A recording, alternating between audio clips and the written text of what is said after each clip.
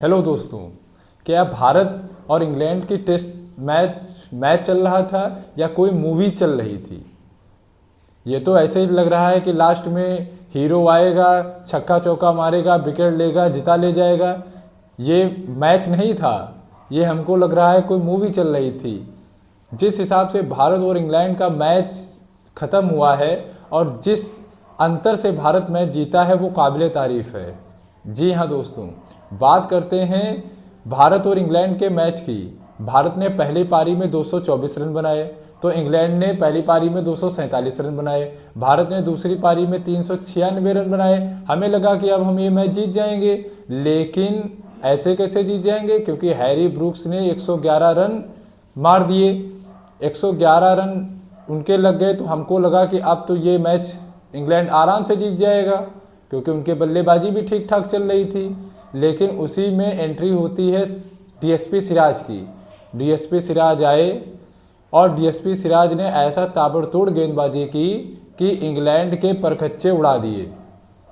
हालांकि लास्ट वाले दिन पे इंग्लैंड को 35 रन चाहिए थे जीत के लिए, उनके 4 विकेट उनके पास थे, लेकिन डीएसपी सिराज ने, जो कि लॉर्ड्स के मैदान पर क्या थे कि काफ़ी निराश थे, जडेजा और सिराज भारत को नहीं जिता पाए थे, अब उनके पास मौका था। सिराज ने आकर के दिखाया, वक्त बदला, जज्बात बदले और ज़िंदगी बदल दी बिल्कुल।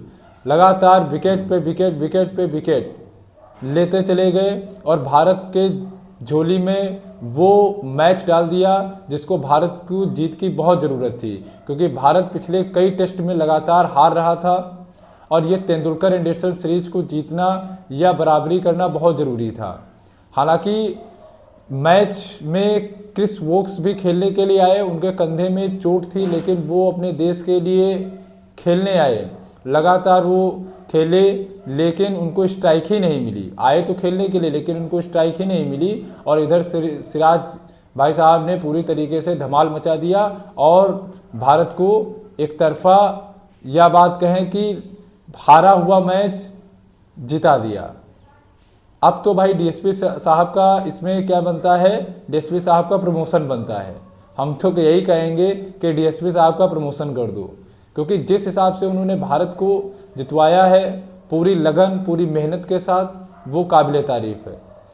हालांकि ये टेस्ट सीरीज में ऐसी टेस्ट सीरीज है जो कि 1996 के बाद दूसरी ऐसी टेस्ट सीरीज है जिसमें 7,000 से ज़्यादा रन बने और कई बैटर्स ने पहली इनिंग में जो है पहली इनिंग में 900 रन बनाने का पार किया है, आंकड़ा पार किया है।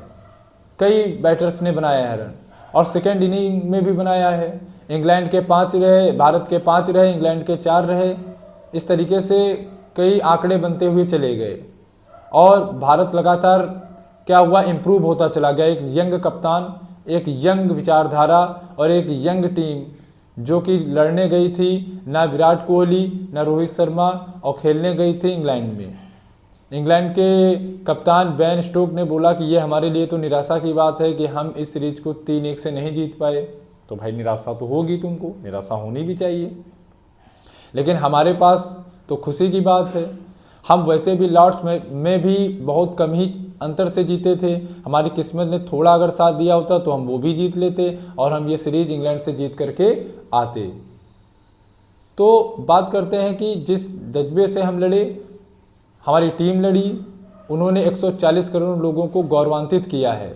140 करोड़ लोगों को खुशियाँ भर दी एक तरीके से। और जैसे कहने का मतलब ये है ना कि 15 अगस्त आ रहा है, तो 15 अगस्त के पहले ही एक खुशी दे दी है कि हाँ भाई खुश हो जाओ, क्योंकि टेस्ट क्रिकेट जो होता है, क्रिकेट का असली जान वही होता है। और क्रिकेट में जब टेस्ट कोई जीतता है तो बात ही अलग होती है। गौतम गंभीर ने भी यही बोला था कि टेस्ट क्रिकेट को अगर जिंदा रखना है और सबसे 5 दिन खेलने के बाद जब मेहनत का फल आता है वो, और उसमें अगर आपकी जीत हो तो कहने क्या होता है, बहुत अच्छा लगता है।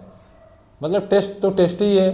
अब क्रिकेट में वनडे है, T20, हालांकि क्रिकेट प्रेमियों के लिए तो हर चीज़ अच्छी है, लेकिन कहने का मतलब है कि टेस्ट जब हम जीतते हैं, टेस्ट को इस तरीके से इतना करीबी जीतते हैं, 6 रन से जीतते हैं, तब तो मज़ा आ जाता है, काबिले तारीफ़ हो जाता है। और एक सैल्यूट तो डीएसपी सिराज के लिए बनता है। उनको तो मिलना ही चाहिए। और हमारे सर जडेजा के लिए तो कहने क्या है, सर जडेजा 36 साल की उम्र में लगातार धमाल पे धमाल, कमाल पे कमाल मचाए हैं, उनकी तो बात ही अलग है। सर जडेजा, आपको सल्यूट है, आपने काबिल तारीफ खेला। हालांकि इस सीरीज में ना बुमराह थे ना पंत थे, लेकिन फिर भी इस तरीके से खेल दिखाया और खेले, वो काबिल तारीफ है।